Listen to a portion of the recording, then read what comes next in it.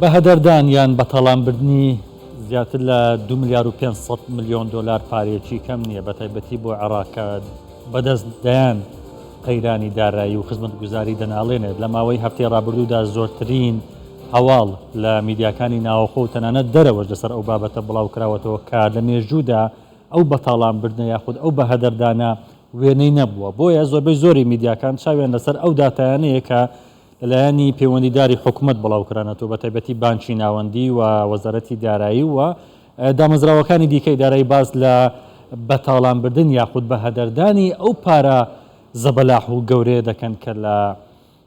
بانکەکانی عێراق بردراوە ئەگەر بێت و باسی ئەو بەتاڵانبردنە یاخود ئەو بە هەدەردانە بکەین زۆر لە میدیاکان باسی دزینی پارەکە دەکەن بەڵام هەر دامەزراوەیەک هەر میدیایەک بە جۆرێک لە جۆرەکان باسی دێوە دەکات بەڵام لە کۆی ئەو پرۆسەیەدا ئەو پارەیە دیار نەماوە گەورەترین ڕووداوی بەتاڵانبردنە لە مێژووی عێراقدا کە تاکو ئێستا تۆمارکراوە بۆ قەبارە گەورەی کە پارەکە دیار نەماوە 5 کۆمپانیای تایبەت ئەو پارە لەلایەن ئەو 5 کۆمپانیایەوە دیار نەماوە بردراوە یان بڵێن 2.5 میلیارد دلار یەکسانە بە 3.7 تریۆن دینار کە بەتاڵان بردراوە نەماوە لەو شوێنەی کە وەکو باز دەکرێت ئەو بڕە پارێ 3.7 تریۆن دینارە داهاتی گومرگەکانە داهاتی باج و ڕسوماتە کە عێراق بەدەستکەمی داهاتی ناوخۆ دەناڵێن بێجگەر لە داهاتی نەوت و هەماهەنگی لەگەڵ وەزارەتی دارایی ئەو کارە کراوە ینی کارەکە یاسایی بووە بەڵام جۆری ڕاکێشانی پارەکە بە جۆرێک بووە کە وەک باز دەکرێت چێتە چوارچێوەی گەندەڵی هەر سەبارەت بە دیارنەمانی ئەو پارە زۆرەی کە بە 3.7 تریۆن دینار هەژمار دەکرێت لە سەدادەی بڕین بووە کە کۆی ئەو بڕی دوای تەواوکردنی پرۆژەکە دەدرێتەوە ئەمە یەکێکە لەو بنەمانەی یاخود خاڵانەی کە هەر پرۆژەیەک هەبێ بەو شێوەیە دەدرێتە بەڵێندەرەکە یاخود دەدرێتە خاوەن کۆمپانیاکە کۆی ئەو پرۆسەیە کە دەکاتە 3.7 تریۆن دینار و ئەگەر بێت و بە شێوەیەکی ڕوونتر باسی بکەین ینی 247 چەک نەماوە ینی پارەکە خەرج کراوە بە چەک بەڵام هیچ شوێنێکی دیار نییە و ئاسپاردەی هەژماری 5 کۆمپانیا کراوە ڕادست کراوە بە هەموو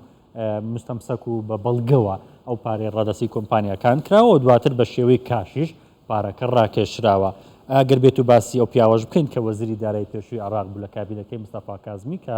دوو مانگ لە مانگی هەشت دەستی لە کار کێشایەوە لە نۆی 2021 پۆستەکەی وەرگرت لە 11 2022 ینی ئەو پرۆسەیە کراوە ینی لە سەردەمی عەلی عەلاوی بووە لە کاتێکدا کە خۆی ینی باسی چاکسازی دەکرد لە دامەزراوە داراییەکان بە تایبەتی لاپەڕیسپی مستەفا کازمی زۆر تاکی لەسەر کەمکردنەوەی گەندەڵی دەکرا بنبڕکردنی گەندەڵی دەکرا بەڵام لە سەردەمی ئەم پیاوە ئەو پرۆسە یاخود ئەو هەڵمەتە کراوە چۆنیەتی بردننی ئەو پارەیە چۆن بووە 5 کۆمپانیا ناویان هاتووە لەو لیستەی کە بڵاو کراوەتەوە ناوی کۆمپانیەکانیش هەیە ئێستا باسی دەکەن کە 677 میلیۆن دلار سەروی ئەوە کۆمپانیای ئەلقانت ڕادەسی کراوە و 239 میلیۆن دلار لەلایەن ئەلحوت ئەحدەب بردراوە و 870 میلیۆن دلار ڕیاح بەغدا و 299 میلیۆن دلار لەلایەن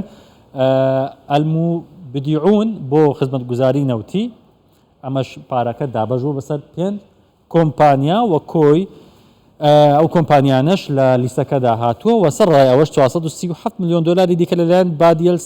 ئەسەما ئەمە ناوی کۆمپانیەکانە کە ناویان هاتووە بە تۆمەتباری سەرچین لە حواڵەکردنی ئەو پارەیە کە بۆ کۆمپانیەکان هاتوو لەلایەن بانکی ڕافیدەینەوە ینی ئەو پارەیە کە لە بانکی ڕافیدەین بووە وەکو باسم کرد پارەی باج و ڕسومات و داهاتی ناوخۆی عێراق بووە ینی هەژماری بانکی ئەو دەستەی باجی پێدەڵێن لە دەستەی گومرگەکان هەژمارە بانکێکە لە بانکی ڕافیدەین بووە ئەو 5 کۆمپانیایش پارەکان لەو بانکەوە ڕاکێشاوە 2.5 میلیارد دلار بابزین چی پێدێت بەرامبەر بە چ خزمەتگوزاریەکە 500,000 کارمەند یاخود فەرمانبەر بە موچەی ساڵێک تەواو دەبێت یعنی ئەتوانین بەو پارەیە 500,000 کارمەند موچەی ماگانەی خۆیان وەربگرن دواتر دێنە سەر ئەوەی کە 2000 قوتابخانە بنیاد دەنرێت عێراق کێشەی خزمەتگوزاری قوتابخانەکانیە تا ئێستاژ ینی بابەتی سێدەوامی لە قوتابخانەکانیدا هەیە و کەرتی خوێندن و پەروەردەی عێراق لە خراپترین دۆخیدایە ئەنی سەرڕای ئەوەی هەموو بە گەندەڵیەش لە عێراقەیە ئەو هەموو پارەیە بە هەدەر دەچێەوە نمونە یەکێک لە ئەو گەندەڵیانەیە کە ئێستا ئاشکرا بووە و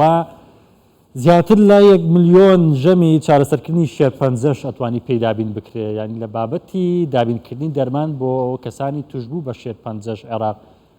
دووچاری قەیران و کێشە بۆتەوە بەشێکی زۆری ئەو نەخۆشانە ناتوانن چارەسەری وەربگرن لە نەخۆشخانە حکومیەکانی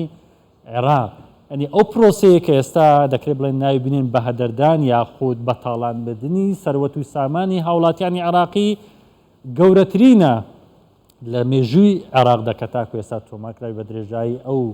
حکوومەتە و ئەو کابینانەی کە لە ماوەی ڕابردوودا هەیە وە لە زۆربەی زۆری کابینەکانی حکوومەتی عێراقی گەندەڵی گەیشتۆتە ئاستی ترۆپک ینی زۆر جار ڕێکخراوی شەفافێتی نێودەوڵەتی ئاماژە بۆ دەکات کە ئێستا عێراق لە ڕیزی پێشەوەی وڵاتانەیە کە زۆرترین گەندەڵی تێدا دەکرێت 190 ملیارد دلار دزراوە بردراوە لە چەند لە 2003 تاکو 2022 ئەوە ئاماژەنە بەڵام باسیەوە دەکرێت کە زیاتر لەو پارەیە بردراوە دیار نەماوە بە هەر جۆرە بێ بە هەدەردان بێ یاخود بە تاڵانبردن بێ یان بە هەر شێوازێ بێ بەڵام دیار نییە بە دیاریکراوی کە چەند پارە نەماوە بەڵام ژمارەکە زۆرە و لە کۆی 180 وڵات عێراق لە ڕیزبەندی 175 ژەمینە هەروەکو وتم ڕێکخراوی شەفافێتی نێودەوڵەتی ساڵانە و راپۆرتە بڵاو دەکاتەوە ناوی عێراقیشی تێدایە و 7055 پرۆژەش تەواو نەکراوە پارە وەرگیراوە لەو پارەیە کە باسم کرد بەڵام ئەو پرۆژانەی هیچی پێتاوە نەکراوە و زۆربەی زۆری ئەو پارێشی کە ڕاکێشراوە بۆ تەواوکردنی پرۆژەکان بۆ یاخود بۆ سێکتەری خانوبەرش سوودی لێوەرگیراوە چکە زۆربەی زۆری ئەو پارەیە کە ڕاکێشراوە بۆ پرۆژەکانی خانوبەرە کەڵکی لێوەرگیراوە بۆ ئەوی زووتر ساغ بکرێتەوە لە بازاڕەکاندا و لە 2021 لە سەدا 200 نرخی خانوبەرە لە شارەکانی عێراق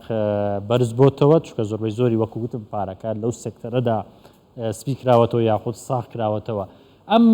بابەتە لە میدیاکانی عەرەبیش لە ناوخۆی عێراقیش دەنگدانەوەیکی زۆری بە دوای خۆی داهێناوە و بەشێکی زۆری راپۆرتەکان ئەپدەیتی هەیە نوێکاری هەیە بە تایبەتی ئەو لیژنەی کە بەدواداچون بۆ ئەو کەیسە دەکات ئاماژە بۆ دەکات کە گەندەڵکاران دەدرێنە دادگا و لێپێچینەوە یاساییان لەگەڵدا دەکرێت